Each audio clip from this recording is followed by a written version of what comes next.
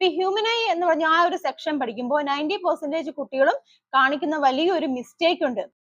Class 10 ഫിസിക്സിലെ വളരെ important ആയിട്ടുള്ള ഒരു ചാപ്റ്റർ ആണ് human I and the colourful world.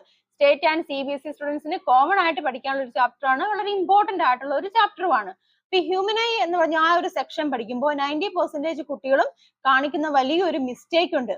അതായത് ഈ ഒരു ചാപ്റ്ററിൽ ആ ഒരു സെക്ഷനിൽ പഠിക്കുന്ന എന്താണ്, കണ്ണിന്റെ സ്ട്രക്ചർ പഠിക്കുന്നുണ്ട്, അതുപോലെ തന്നെ ഡിഫക്ട്സ്, മയോപ്പിയ, പ്രസ്ബയോപ്പിയ, ഹൈപ്പർമെട്രോപ്പിയ, അതിനെ കുറിച്ചൊക്കെ പഠിക്കുന്നുണ്ട്.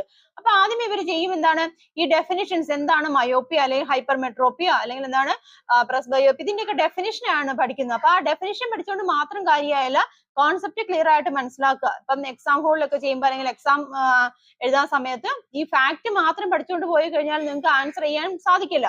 അപ്പൊ ആദ്യമേ എന്ത് ചെയ്യണം, നമുക്കൊരു നോർമൽ, ഒരു ഐയുടെ കേസിൽ എങ്ങനെ നോർമൽ വിഷൻ എങ്ങനെയാണ് വർക്ക് ചെയ്യുന്നതെന്ന് ആദ്യമേ മനസ്സിലാക്കുക.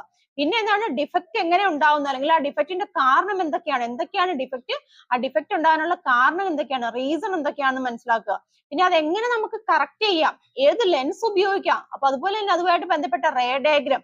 അപ്പൊ ഈ ഒരു ഫോർമാറ്റിലാണ് നിങ്ങൾ പഠിക്കേണ്ടത്. അങ്ങനെ കൃത്യമായിട്ട് പഠിച്ചാൽ മാത്രമേ ഉള്ളൂ കോൺസെപ്റ്റ് ക്ലിയർ ആക്കി നിങ്ങൾക്ക് പഠിച്ചെടുക്കാൻ സാധിക്കത്തുള്ളൂ.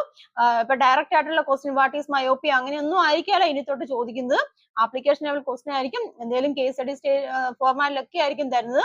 അപ്പൊ അത് നിങ്ങൾക്ക് റിലേറ്റ് ചെയ്യണമെന്നുണ്ടെങ്കിൽ കോൺസെപ്റ്റ് ക്ലിയർ ആക്കി എടുക്കുക. ഫാക്ട് അല്ല മനസ്സിലാക്കേണ്ടത്, കോൺസെപ്റ്റ് ആണ് അവിടെ ക്ലിയർ ആക്കി എടുക്കേണ്ടത്. അപ്പൊ ഈ ഒരു ഫോർമാറ്റിൽ വേണം കൃത്യമായിട്ട് പഠിച്ചു പോകേണ്ടത് കേട്ടോ. അപ്പൊ ഇങ്ങനെ പഠിച്ചു പോയി കഴിഞ്ഞാൽ തന്നെ നിങ്ങൾക്ക് നല്ല മാർക്ക് സ്കോർ ചെയ്യാൻ സാധിക്കും, കോൺസെപ്റ്റ് ക്ലിയർ ആവും, നിങ്ങൾക്ക് നല്ലൊരു കോൺഫിഡൻസും കൂടെ അവിടെ ഡെവലപ്പ് ചെയ്യുവാണ് ചെയ്യുന്നത് കേട്ടോ. അപ്പം നിങ്ങൾക്ക് ഈ ഒരു ചാപ്റ്ററിന്റെ അല്ലെങ്കിൽ ഈ ഒരു ഹ്യൂമൻ ഐ ആയിട്ട് ബന്ധപ്പെട്ട ക്വസ്റ്റ്യൻസുകളൊക്കെ വേണമെന്നുണ്ടെങ്കിൽ ജസ്റ്റ് ഒന്ന് ക്വസ്റ്റ്യൻസ് ഒന്ന് കമന്റ് ചെയ്യൂ കേട്ടോ. നമുക്ക് അതുമായിട്ട് ബന്ധപ്പെട്ട കൂടുതൽ ക്വസ്റ്റ്യൻസ് ഒക്കെ ഡിസ്കസ് ചെയ്യാം. Thank you.